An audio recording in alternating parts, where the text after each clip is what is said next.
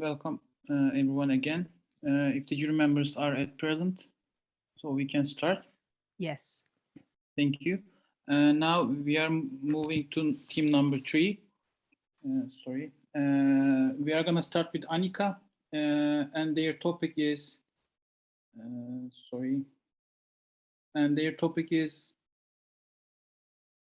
preventing child and forced children marriage under the state's positive obligation. So you may start, Annika. Before I start the presentation, I would just like to make a comment on why I added the things in the Zoom chat. So basically, there's the proposal, but also the report includes a more detailed overview or detailed information about the things that I'm going to be talking about at the beginning of the presentation, but due to the time limits, I wasn't able to add all the details, and also those couldn't be added into the proposal. So we just provided another document because we still feel that that information is extremely important and interesting. So if anyone's interested at looking at them or wanting to look at them while following the presentation, you're welcome to do that. Yes. Hello, fellow participants and esteemed judges. We are team number 3, and we will be presenting the topic of preventing child and forced children marriage under the state's positive obligation. My name is Annika, and I will be starting the presentation off. Next slide, please. So just a quick overview. We will be starting with the purposes and ambitions, then move on to reasons and impacts through different perspectives. Then we will look at prevention, intervention through civil law and criminal law, and then we will conclude with our suggestions. Next slide, please. Yeah, so our purposes and ambitions are to recognize the reasons behind forced child marriage and the negative impacts these have, also through the context of gender-based violence, evaluate preventive and protective actions to raise awareness and to build coordination between different organizations that work with this issue. Next slide, please.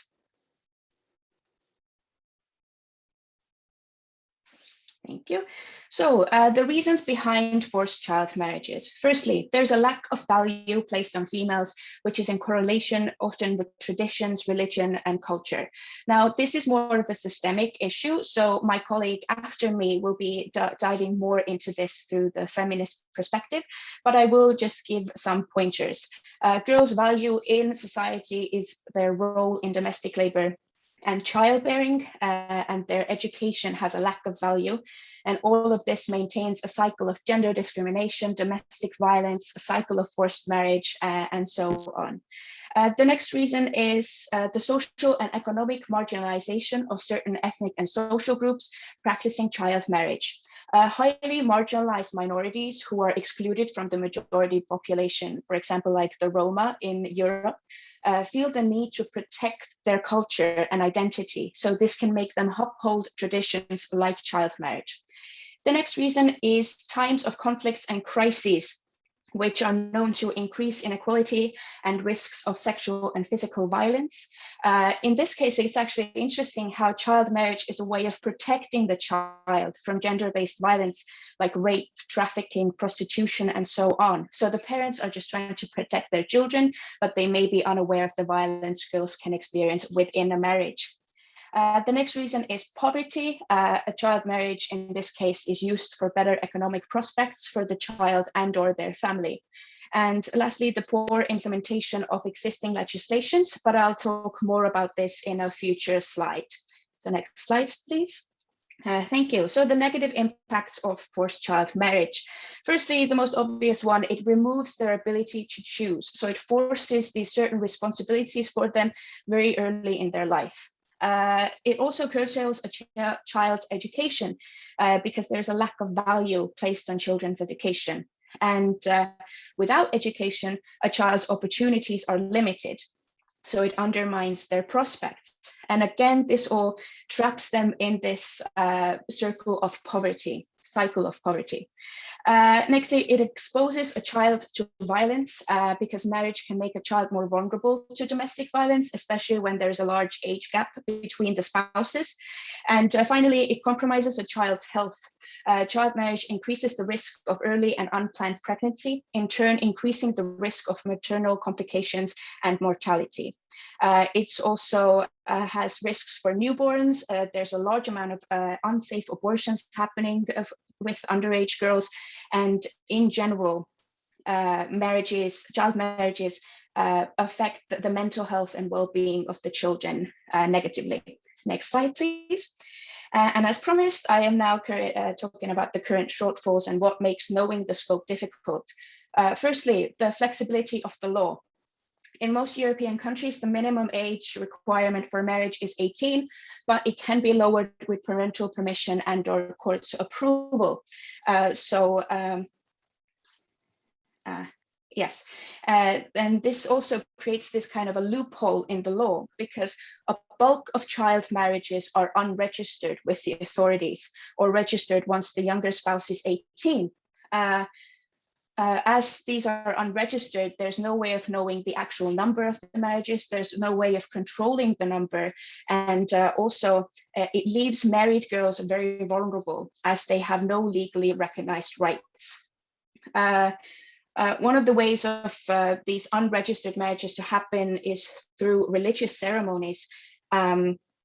But legalizing religious ceremonies without proof of civil ceremony does not seem to have an impact as well.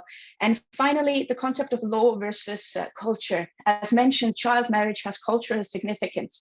So when it comes to ethnic minority groups, for example, the authorities often turn a blind eye to child marriages on the grounds of not wanting to interfere in a cultural matter. Thank you, that's all from me, and I'm giving the floor over to my colleague Hilal. So hello everyone, my name is Hilal and I am going to be mostly talking about feminist perspective of our topic and how did it affect our regulation. So as you may know, we live in a patriarchal society, and patriarchy is that all the sources of power, whether it's political or personal, are male dominated. So as a result of this, concepts like family, marriage, or relationships are under male domination too. So patriarchy has specific, sharply separated roles for genders in a society within a gender binary perspective. So because of this, women are identified, women are defined in mostly familiar relationships, such as someone's wife or someone's daughter. So even though, as my colleague Annika said, talking about child and forced child marriages reasons has very different reasons behind them. These reasons is whether it's traditional, religional, or socio-economical, child and forced child marriage taking away women's and young girls' authorization to decide on their lives. They deprivate them from liberty to not to marry. They deprivate them from their liberty to have an education, to be a child, basically. So, and this is an intersection point for different cultures and socio-economical classes of women and forced child marriage victims. So, can we go to the next slide, please? So, how it affected our proposal, how we defined this in our proposal. You can see on the slide that I write some of them, and my colleagues are going to talk about it in a detailed way later, but I'll just mention the theme we're going on in the bill. So first, I wanted to talk about political awareness of young girls and women. This include educational programs on gender equality, domestic labor, especially like as Annika said, domestic labor causes domestic violence, and domestic labor is also causes different health problems later on women's life, and productive health educations and women authorization to decide about their lives. This is not just educational purposes of like women go to school, so girls go to school kind of thing. It's a political empowerment. But this is not enough. And for the oppressed one, you can see that what is private is also a political issue. So state, law enforcement agencies, judiciary systems, media, NGOs, and other institutions has to involve actively in the processes. This is a struggle has to carry on with holistic policies. So we need everyone to struggle with us, everyone to solidarity with us. Also, state has to create safe spaces for the victims and suspected victims, so they can gain their liberty to decide on their lives safely in a safe space, such as shelters and And as I said before, there is a huge patriarchal elements in child forced marriage, and so it's a form of gender-based violence. And this type of marriages also creates domestic labor of young girls that causes them a vicious cycle of domestic violence in general. So like in the Istanbul Convention, we also recognize child marriages and forced child marriages as a gender-based violence. So thank you for listening me. I'm going to give the floor my dear colleague Teresa, and she's going to talk about prevention methods in our proposal. Thank you very much, Hilal.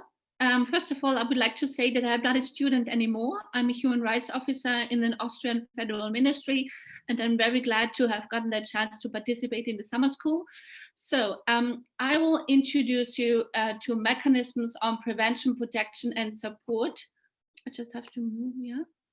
So we thought it might be interesting to establish and most of all adequately finance the training of the bodies involved in the process of in a negative example of child marriage and child forced marriage. And furthermore, to prevent, we would propose to install anonymous reporting centers and helplines. And as it's often the case, working relationships between NGOs and states are not that well functioning, we would definitely advocate for a good cooperative working relationship. And as far as the conclusion of the marriage is concerned, we would say that this might sound a little bit radical, but you said we can be creative, that both parties should hand in the criminal records and information about their age to avoid those kind of marriages. And a really creative proposal is the idea of to install the function of an independent expert who might be a woman or a man, which with whom the person affected might have a conversation before the conclusion of the marriage. And if in this situation it becomes clear that this is a forced marriage, the girl or the boy or the woman should get immediate help. And we also consider it important that this expert gets enough protection as possible, as he might not be a popular figure in some certain situations. And we would also advocate for the need of sexual and reproductive health education for girls and boys to guarantee gender equality. Thank you very much. And now I would like to talk about the protective and supportive measures. So we have noticed in our research that it's extremely important that, first of all, shelter systems for girls and mothers with children are politically autonomous, and that they should receive adequate financing, which is not always given, but we have the best case in mind. And in those shelters, children and adult women who escaped and now find themselves in a secure environment should also get social psychological assistance. And if they manage to escape, they should have the right to pursue an education and maybe vocational training to have a good education. Also, it should be possible to have the chance to take over a new identity if there are any problems from the family affected. So please to the next slide. Yeah, and now I would like to introduce you to a best practice example of Austria through the example of the Austrian NGO Orient Express in Vienna. So maybe you're in Turkey are happy to hear that it was founded from women from Turkey for women from Turkey in 1988. And the Orient Express is a counseling point for every woman or girl affected of forced child marriage from every country background. And it's important that it is anonymous and free of costs. The language offered are English, German, Arabic, and Turkish. But if, for example, a girl is Tajik, then they will have an interpreter for Tajik so that she can have the best assistance as possible. The Orient Express is also the national coordination point for forced child marriages and abduction, and offers training for awareness raising as well. They have an accommodation, kind of emergency shelters for girls, for 8 girls and women aged 15 to 24 living in Austria, and in also 2 emergency beds for an emergency. And I have to say that Orient Express in Austria is widely known for their commitment and their courage, because they even travel to countries where child marriages might happen and take the child back to give him or her a good chance to pursue her life in freedom. Thank you very much. And I will give now the floor to my colleague Nisu. Thank you, Teresa. Hello, everyone. My name is Nisu. In this presentation, I will try to explain to you as much as possible who is the child bride and why is it placed in Turkish civil law. Let's start then. The first question is, do we remove the obstacles to marriages? The legal age of marriage in Turkey is 18.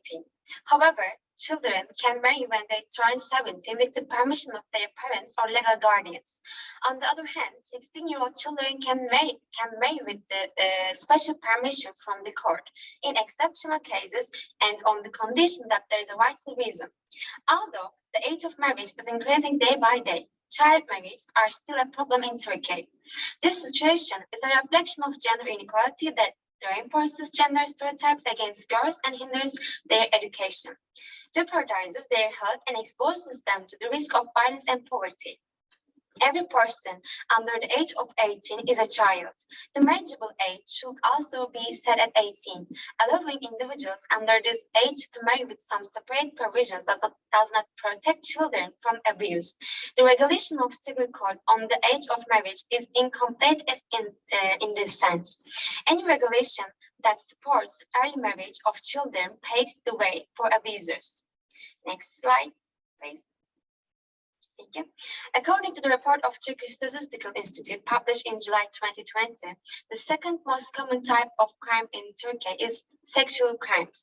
In addition to the fact that sexual abuse of children is a widespread and crucial problem, according to the report of Gender Equal Opportunity Commission of the Turkish Grand National Assembly, situations such as immediate marriage of girls who are abused or raped to their rapist or someone else, escape or abduction also cause early marriages.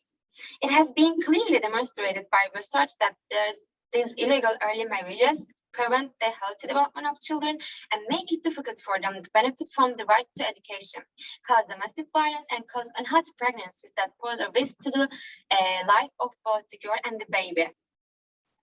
The perpetrator of the crime of child sexual abuse cannot be party to the marriage, despite the scientific studies on the harm this causes to the child, advocating the marriage of children at every opportunity and the protection of the abuser cannot be explained by social need. The state is obligated to protect children against all forms of exploitation. So let's see what we mean by child bride, and we can ask these questions. What do we know about child marriage, and who is the bride? The bride is a woman who is a party to the marriage contract with her free will and gets married. Child and the bride or marriage should not be used together. According to the Article 16 of the Universal Declaration of Human Rights, a marriage contract can only be made with the free and full will of the people to marry. It's not possible for a child to bear the responsibility of life and the institution of marriage and to protect the consequences. The concept of child, defined by the Convention on the Rights of the Child and the Universal Declaration of Human Rights, exists only in the child protection law in our legal system.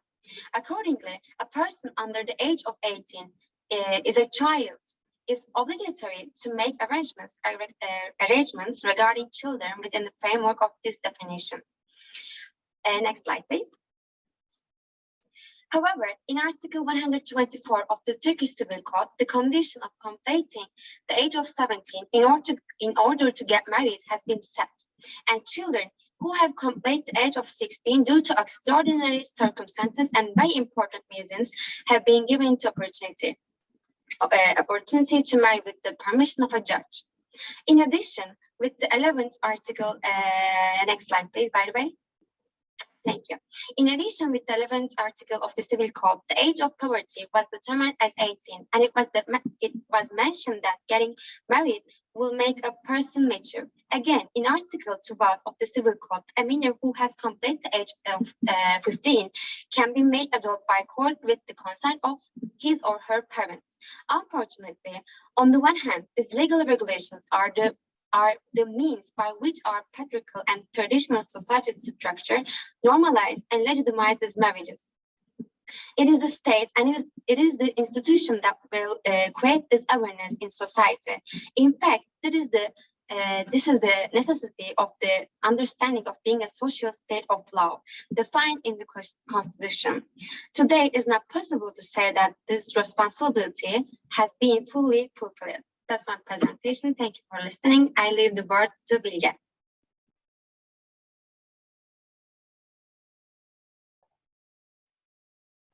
Thank you, Nilsu. Dear professor and colleagues, my name is Bilge Rekli. Before moving on to defining the specific criminal offenses aimed at protecting victims of child and forced child marriages, we would like to explore arguments for and against criminalization of forced marriages. My presentation part is to examine if it is beneficial whether to not criminalize the forced child marriage and forced marriage or not criminalizing it with a single provision. However, we regulate a specific provision for forced marriages and forced child marriages in our proposal. We find it useful to have this discussion in order to address the issue. In this regard, I will be discussing arguments against criminalization and will be sharing the Turkish Constitutional Court decision on provision to the religious marriages, which one of the reasons of forced marriages. Specific criminal offenses targeting forced child marriages is a helpful tool. According to the principle of ultima ratio, that is a fundamental principle of criminal law, which means criminal law liability should only be applied as a last resort if the violation of legal value is not resolved by measures of other and less severe legal regulations. In this regard, we should consider the acts of child marriage issue is rather could be prevented by other fields of law or social and ethical elements. For example, we may say that starting with the nullity of marriage might be step.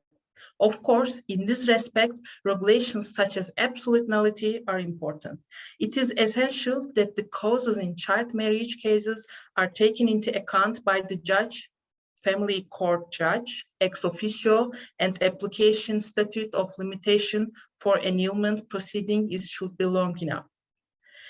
When we look at sociological researches on child marriages and forced marriage of children, it has been observed that the main reason for this may be the families of the victims, whether for an arranged marriage promise or for reasons such as psychological pressure.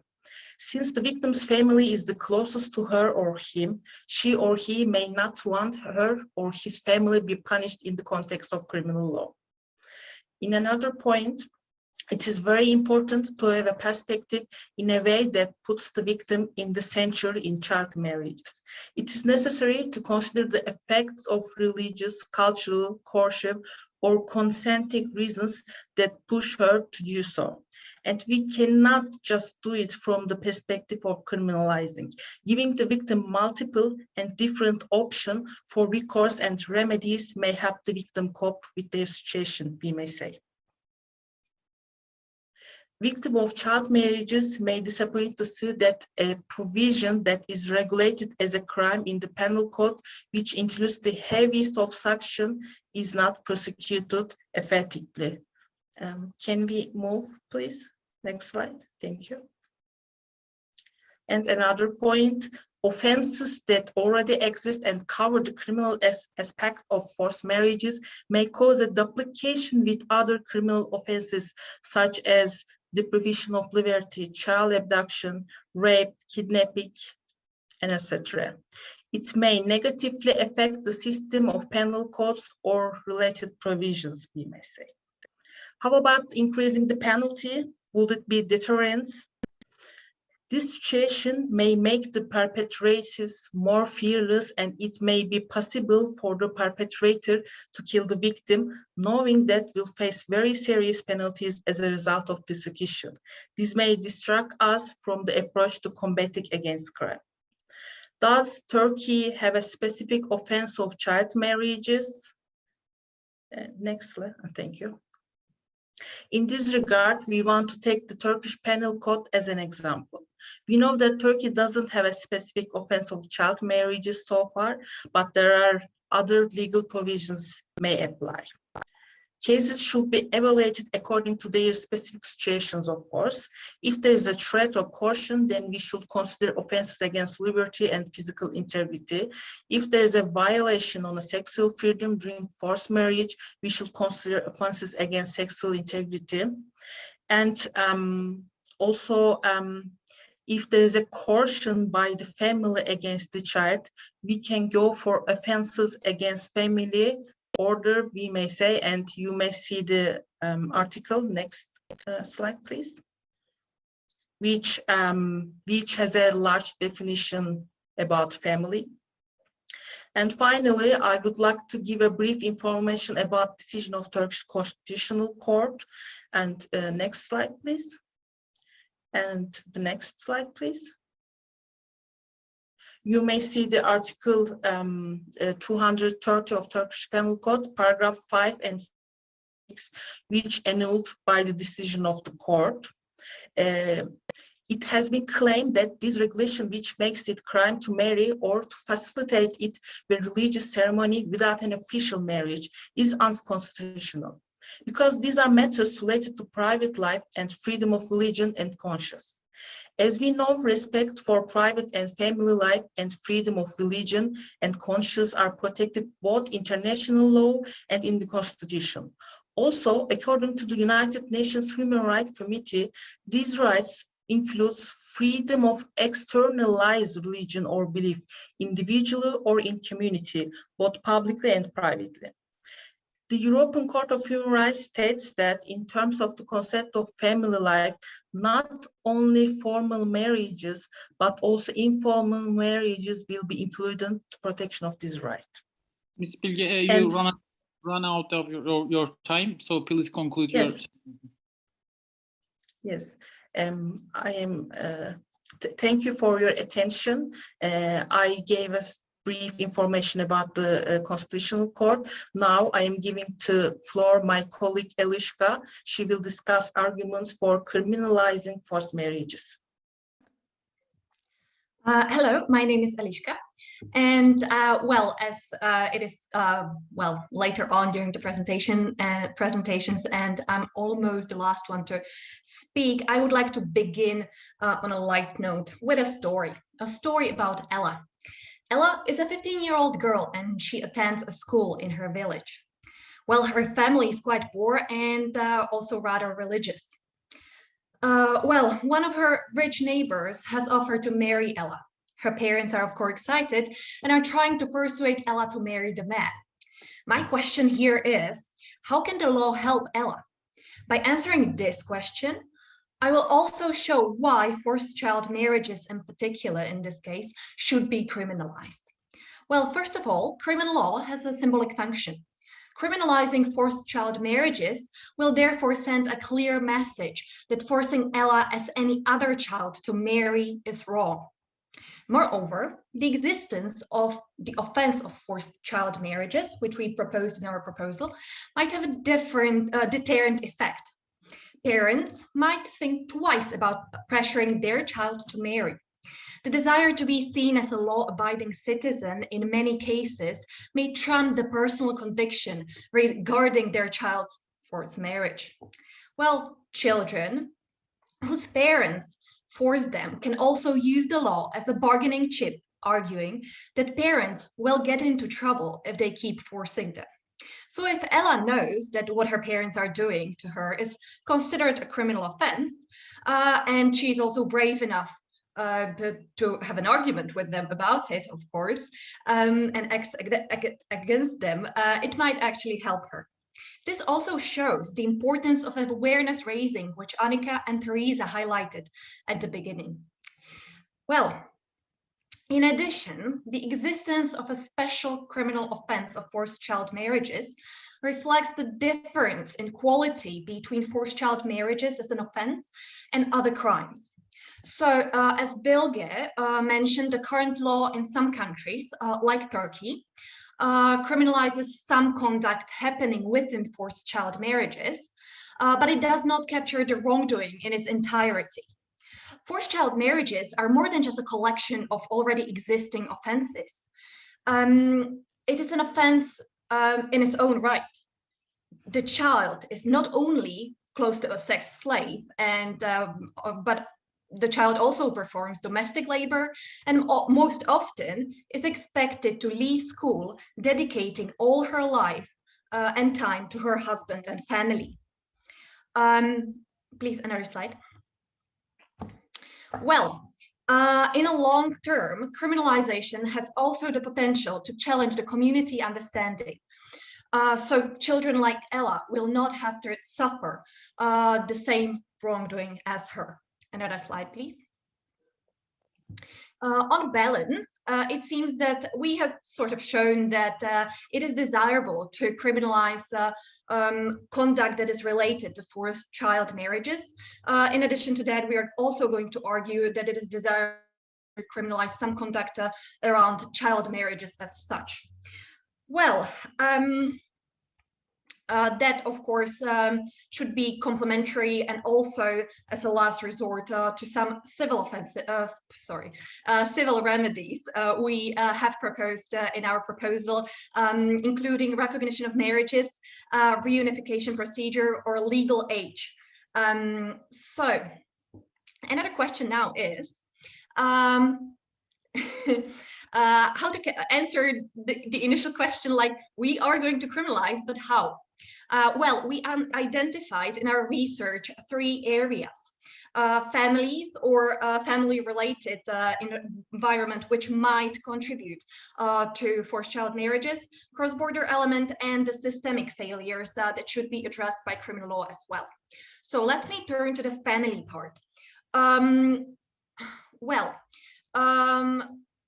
Our proposal and also the definition of forced child marriage, which you can see on your screens, basically criminalizes a situation when parents pressure their kids to marry. It is a person or group of persons, but basically, in fact, it will usually work against the parents. This is the reasons why it is the most important of all the offenses we included in our proposal. Research in Germany carried out in 2002 shows that parents are the main perpetrators in forced child marriages, with father being the decisive figure in 80% of cases and mother lagging behind with 62%, but it is still too high given that those are parents of the kids and they should bear the interest of the child in mind.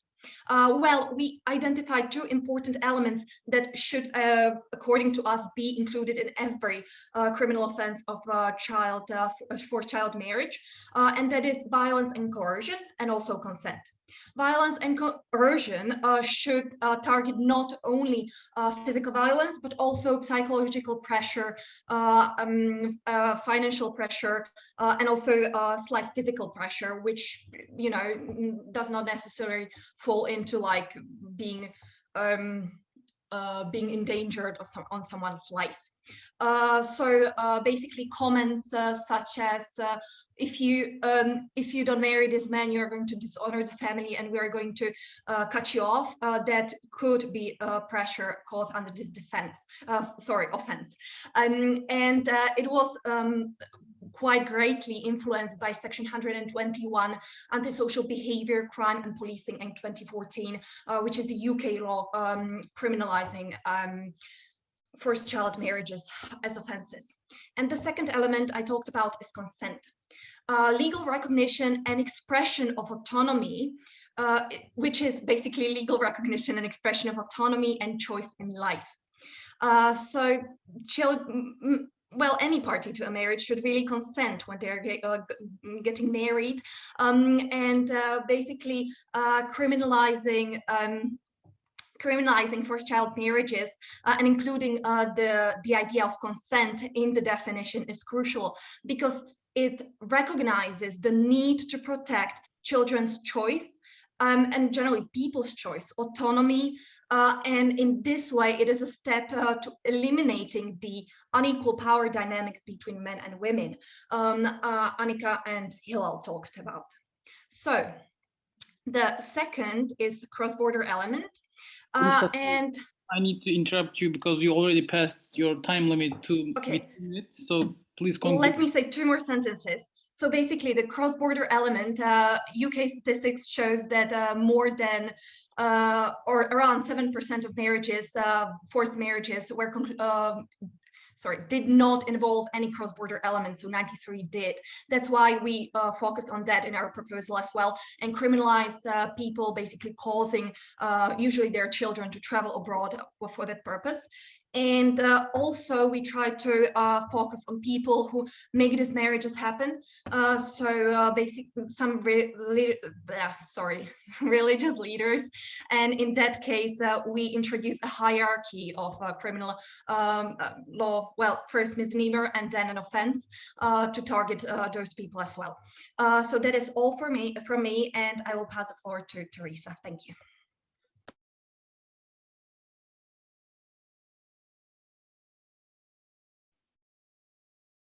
Teresa, your mic is off. Could I please have the last slide, please? Yeah. So I'm now coming to the part with the suggestions, and we have decided that we would propose or suggest that the state works with communities where forced child marriages is relevant, and that laws have to be written with their cooperation in order to benefit the community while not policing their culture and traditions. And we think that gender equality must be established in all levels of society, and that the results have to be applicable and approachable for women. And as far as the prevention, protection and support mechanisms are regarded, we think that it's important to have strong mechanisms. They should be well introduced and adequately financed by the state in order that all actors involved can act in the best interest of the child.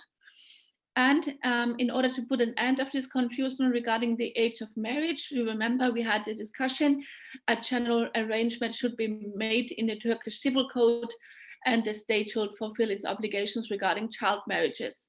And with regards to criminal law, we suggest that should be introduced a new criminal offense targeting instances of child and forced child marriages, and while sending a clear message.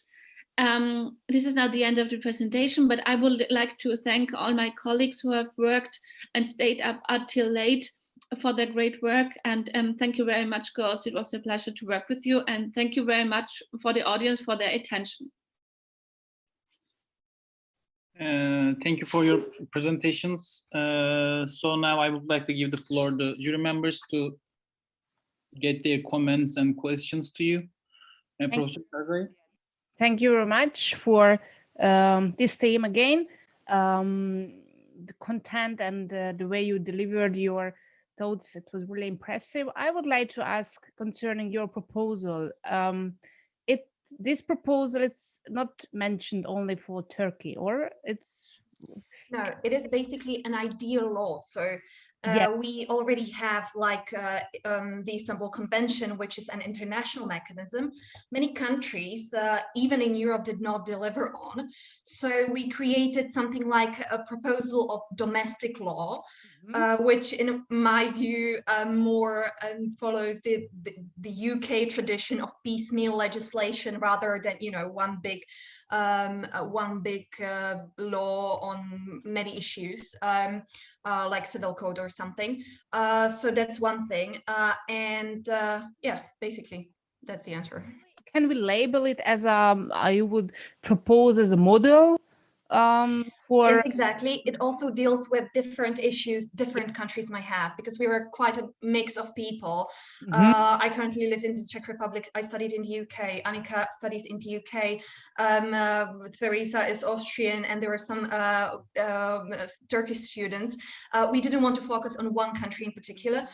We wanted to propose like a model law many countries could take inspiration from and maybe implement some parts of it into their domestic legal systems, depending on the culture and also the system itself. Okay, yes, thank you very much. Yes. Okay, Mr. Dukovsky or Ms. Erbash, would you like to add something? Oh, thank you. This time I don't have any question. Thank you so much for your great presentation, by the way. Thank you. I echo everything that was previously said. This was very nice presentation, and I was enjoying like all of the fourth presentations. But here I have some comments, I have some questions, and I'm very happy that I heard the word model law.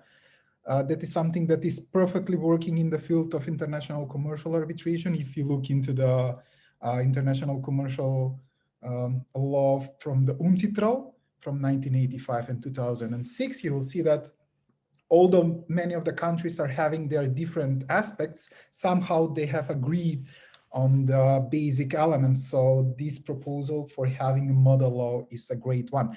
I'm not sure that the states will be very happy with this, with the provisions that are included, but it's a very good opportunity to discuss on this point. And I will also share my screen because it will be much easier for me to ask you and to comment some of your questions, because I have some concerns and I would really like to hear your arguments, how you will develop the story with Ella if she's trapped in a forced marriage, but she's also having a child and she's asking for nullity of the marriage, how you will deal with the matrimonial property and the question with the matrimonial effects.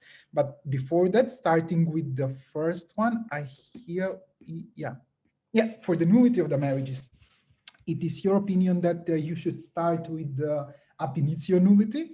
And here is the question with Ella. How are you going to advise Ella to pursue her rights for matrimonial property? And how you will advise Ella to protect her child when she will be 22, for example? That's my first question. Does anyone want to answer this? Okay, so basically we did think about it, especially with Bilge, as to what to do with the matrimonial property and basically issues around that. We did not come to a concrete conclusion within the deadline, so we removed everything we had on that.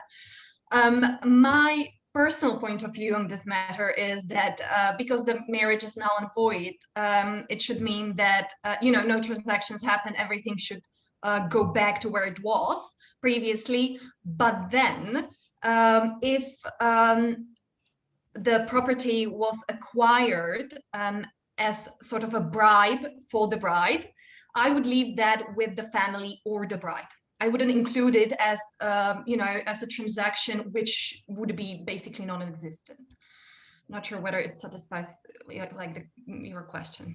Yeah, because this is the borderline. How you will deal with that matrimonial questions after the nullity of the marriage.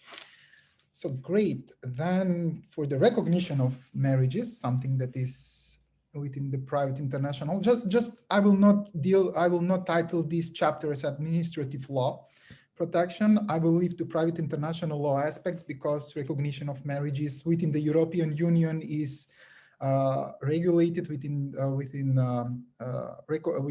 regulations. although the family law is within the member state, so each member state is having its own choice of law rule for the condition for marriage, and you will see that lex nationalis or habitual residence is the main connecting factor there. But for the recognition of marriages, here you're proposing that you need to have cumulative the condition must be fulfilled in both states, in the place where the marriage was celebrated and in the place where the marriage is to be recognized. Aren't you a little bit afraid of the possible obstacles to have recognition of marriages if you are including this provision with cumulative effects? Because the place of the celebration is the one that needs to guide It usually does, and there is no problem where the cultures are the same. So if UK recognizes marriages, basically entered into in the US, there is very little cultural barrier, or even some of like legal recognized marriages maybe to some extent in Japan or other countries. But then there are countries, and the UK forced marriage unit did pinpoint several countries like Somalia, Pakistan, India, which are high-risk countries for forced marriages and child marriages. So in practice, if I would have to implement the provision, I would say that the recognition would work on basically the basis of bilateral recognition on the basis of international treaties between individual countries in some cases, but in high risk cases, it shouldn't be the case. And this law, this provision, the section 13 should apply. Does it make sense? Yeah, so you're also here, you're addressing both conditions, the formal conditions and the substantive conditions for, because there are some countries that are still, it is perfectly illegal to conclude sacramental marriage. So here I have some problems with that, but maybe the public policy here in the international public policy may dive in and everything will be saved. Yeah, and here is the question for the family reunification, and I really like how you connect the forced marriages and the family reunification, especially nowadays when you have a lot of questions here. And just very last question, how you will deal with in a cases where you cannot find any documents in order to determine the legal status of the person who is coming from abroad? For example, if they're coming from Somalia and they want to have their marriage to be recognized in United Kingdom or in Austria or in Turkey. To be honest, I never thought about the issue. Or the age of the child, how you will determine the age of the child of someone. For example, someone is coming on the border between Greece and North Macedonia, and he's just stating, I'm having 13 years, I'm having 14 years, I'm having 16 years. So how you will deal with that situation? Do you have any thoughts on that? I think this is rather a question for, first of all, I'm not a lawyer, so I cannot answer this question, but this is a question of migration law, I would guess, and not our part here. But it's difficult because we're having problems with that people are coming without documents, and then they say that they have a certain age, which might not be true. So this is probably something a lot of European countries who are target of migration to deal with. And we know that asylum law is a hot issue currently, especially in Austria, as our chancellor wants to send back people to Afghanistan. So the non-refoulement law is not kind of existing anymore. So this is the issue. This is really hard to decide. I don't know if I have a solution to that. Yeah, I think that there is no solution at this level. That is, yeah. Thank you very much. I was really enjoying talking with you. Thank you. So I think that's it. So I'm individually thank you all of you for teams, and also our dear jury members. So we are gonna take half an hour break if the jury members okay with it, and we are gonna start at 3:15 to have a closing ceremony and announcement of the best team and the best presenter. Is it okay for you, jury members? Okay. Then also I have to say that all participants should leave the Zoom meeting right now, and please join again at 3:15. And thank you again for all your hard working.